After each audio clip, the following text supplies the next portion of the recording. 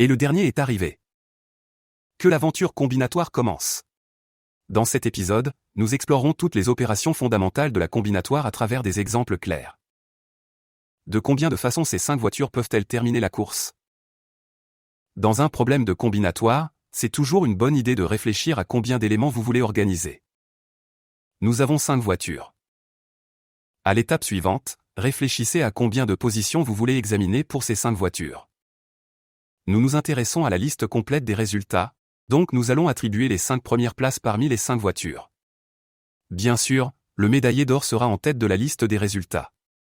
Mais combien de résultats possibles y a-t-il? Commençons. Une grande course se déroule. Les voitures sont dans la dernière ligne droite, mais tout le monde est encore en lice. Parmi les 5 voitures, la première place sera attribuée. La première voiture a franchi la ligne d'arrivée.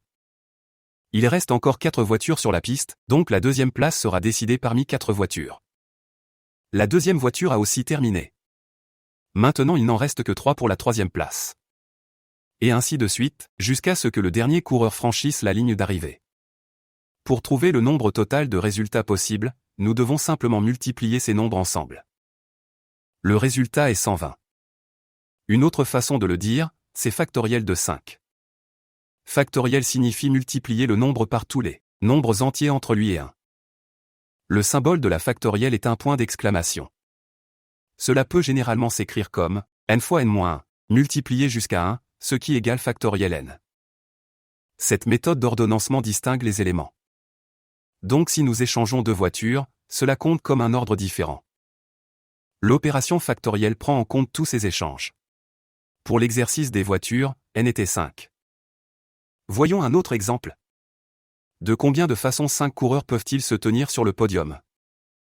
Pour la première place, nous pouvons choisir parmi 5 voitures. Pour la deuxième place, nous pouvons choisir parmi 4 voitures, et pour la troisième place, parmi 3 voitures. Donc le podium peut être arrangé de 60 façons différentes avec 5 coureurs. Cet exercice peut aussi s'écrire comme factoriel de 5 divisé par factoriel de 2. Si nous développons les factoriels, nous obtenons la fraction suivante. Le numérateur et le dénominateur contiennent tous deux 2 fois 1. Cela simplifie la fraction. Il est clair que les côtés droit et gauche correspondent. De manière générale, nous pouvons énoncer ceci comme n éléments peuvent être arrangés en n-k place comme factoriel de n divisé par factoriel de n-k. Il est important de noter qu'ici aussi, chaque élément est distingué des autres. Maintenant, essayons d'ouvrir un coffre-fort. Notre tâche est de trouver le code à 4 chiffres. La première question qui nous vient à l'esprit est, combien de combinaisons de nombres possibles existent-ils? Allons-y. D'abord, nous devons déterminer parmi combien de nombres nous pouvons choisir. Il y a 10 nombres possibles au total pour un champ de code. En commençant par 0, jusqu'à 9. À l'étape suivante, réfléchissons à combien de fois un numéro peut être réutilisé. Dans un code de sécurité, les nombres peuvent se répéter. Donc, nous pouvons toujours resélectionner les numéros. Voyons voir, pour la première position, nous pouvons choisir parmi 10 chiffres. Pour la deuxième position, nous choisissons à nouveau parmi 10 nombres. Et ainsi de suite jusqu'à la fin du code. Cela fait un total de 10 000 possibilités. Nous pouvons aussi écrire cela comme 10 à la puissance 4. Si vous entriez une combinaison par seconde dans le coffre-fort, il faudrait encore près de 3 heures pour essayer toutes les combinaisons possibles. À moins d'avoir de la chance. Généralisons ce cas avec répétition. Si un nombre peut être réutilisé, ce sera toujours la formule. Nous savons que nous avons n cartes numériques, qui étaient 10 dans l'exemple précédent. Les n cartes numériques doivent être distribuées sur k positions, qui étaient 4 jusqu'ici. Ainsi, nous avons k fois n possibilités. En d'autres termes, n à la puissance k. C'est ce qu'on appelle une permutation avec répétition. Voyons le prochain défi. Vous devez acheter 3 pommes au marché de manière à ce que chaque pomme soit d'un type différent. Au marché, il y a 10 vendeurs de pommes. Chaque vendeur propose un type de pomme différent, et chacun vend uniquement un type. La question est, combien de façons existent-il pour choisir quels 3 vendeurs vous achèterez vos pommes? Réfléchissons Y. Ce qui compte, c'est que nous obtenons 3 différentes pommes. Peu importe si nous achetons d'abord la pomme rouge, et ensuite la pomme jaune. Ou l'inverse. Le résultat sera le même, car nous aurons une pomme jaune et une pomme rouge dans notre panier. Ici, l'ordre n'a pas d'importance pour le résultat. Nous devons seulement nous concentrer sur les possibilités de sélection. Commençons à compter les possibilités. Parmi 10 types de pommes, nous devons choisir 3 types. Nous avons donc 3 emplacements, à partir desquels nous pouvons choisir 10, puis 9, puis 8 pommes. C'est similaire au scénario du podium dans une course. Ainsi, le résultat est 10 factoriel divisé par 7 factoriel. Cependant, cela prend en compte l'ordre. Pour nous, l'ordre n'a pas d'importance, seulement les 3 pommes différentes.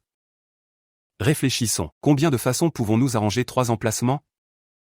Eh bien, de 3 factorielles façons. Cela doit être divisé, car nous avons surcompté chaque résultat par ce nombre d'arrangements. Nous pouvons écrire cela comme 10 parmi 3. Si nous ne nous soucions pas de l'ordre, cette expression devrait toujours venir à l'esprit.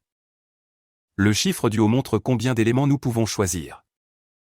Le chiffre du bas indique combien d'éléments nous voulons sélectionner. Donc, nous voulons choisir 3 pommes parmi 10. En général, nous écrivons cela comme choisir k éléments parmi n éléments. C'est n parmi k, ce qui est calculé en utilisant la formule suivante. Nous savons toujours combien d'éléments nous avons, ou en d'autres termes, la valeur de n, et combien de k éléments nous voulons choisir. Il suffit de substituer ces valeurs dans la formule pour ce genre de problème, et vous aurez toutes les possibilités. Voyons quelles sont vos chances de gagner les plus gros jackpots de loterie en Europe. La loterie est structurée de manière à ce qu'il y ait un champ A, qui contient 50 numéros allant de 1 à 50. Parmi ces 50 numéros, vous devez deviner correctement 5. Ensuite, dans la section B, vous devez également deviner correctement 2 numéros parmi 12 options. Simple, n'est-ce pas? Lors du tirage au sort, si un numéro est tiré, il n'est pas remis dans le pot, et l'ordre des numéros tirés n'a pas d'importance. La sélection sans ordre, comme démontré dans l'exemple précédent, doit être appliquée pour calculer toutes les combinaisons possibles de tickets. Regardons le champ A. Ici, vous devez choisir 5 numéros parmi 50. Donc, 50 parmi 5 correspond au nombre de possibilités. Pour le champ B, vous devez choisir 2 numéros parmi 12, c'est-à-dire 12 parmi 2. Étant donné que les deux conditions doivent être remplies, il y a une multiplication entre elles. Nous savons cela parce que la tâche utilise le mot et. Le mot et signifie toujours multiplication.